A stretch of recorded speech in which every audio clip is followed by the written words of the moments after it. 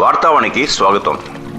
మిత్రులు, శ్రేయోభిలాషులు, news grid వీక్షకులు అందరికీ ఈ భోగి భోగభాగ్యాలను ఇవ్వాలని, సంక్రాంతి సందడి కావాలని, కనుమతో మీ జీవితం కమ్మగా సాగిపోవాలని కోరుకుంటూ మీ మనిషన్న.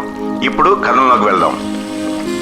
రెండు తెలుగు రాష్ట్రాల్లోని పెద్ద పండుగల్లో సంక్రాంతి ఒకటి. రైతులకు ఎంతో ఇష్టమైన పండుగ సంక్రాంతి. మొత్తం 4 రోజుల పాటు జరిగే ఈ వేడుకల్లో భాగంగా మొదటి రోజు భోగి పండుగ చేసుకుంటారు. మకర సంక్రాంతికి ఒక రోజు ముందు ఈ భోగి చేస్తుంటారు. చిన్నారులపై భోగి పళ్ళను పోస్తారు. ఈ ఏడాది నేడు అనగా జనవరి 13న రెండు తెలుగు రాష్ట్రాల్లో భోగి పండుగను అత్యంత సంబరంగా జరుపుకుంటున్నారు.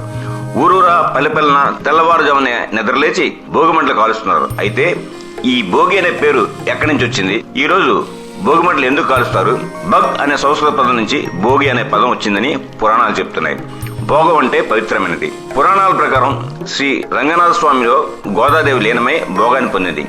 ఇదే రోజున వామనావతారంలో శిబిని పాతాళానికి అణిచివేశారు. గోకులంలో శ్రీకృష్ణుడు గోవర్ధన పర్వతాన్ని ఎత్తి గోవులను, గోపాలకులను రక్షించారని చెప్తారు. వీటన్నింటికి ప్రతీకగా భోగి పండుగ జరుపుకోవడం సాంప్రదాయంగా మారిందని పురాణగా చెప్తుంది. సంక్రాంతి సమయంలో సూర్యుడు దక్షిణాయనం నుంచి ఉత్తరాయణంలో ప్రవేశిస్తాడు. అయితే గడిచిన దక్షిణాయనంలో తాము పడిన కష్టాలు, బాధలు కొత్త సంవత్సరంలో ఉండకూడదని కోరుకుంటూ భోగి మంటలు వేస్తారట. శాస్త్రీయపరంగా చూస్తే ఈ సమయంలో ఉష్ణోగ్రతలు తగ్గి చలి ఎక్కువ అవుతుంది.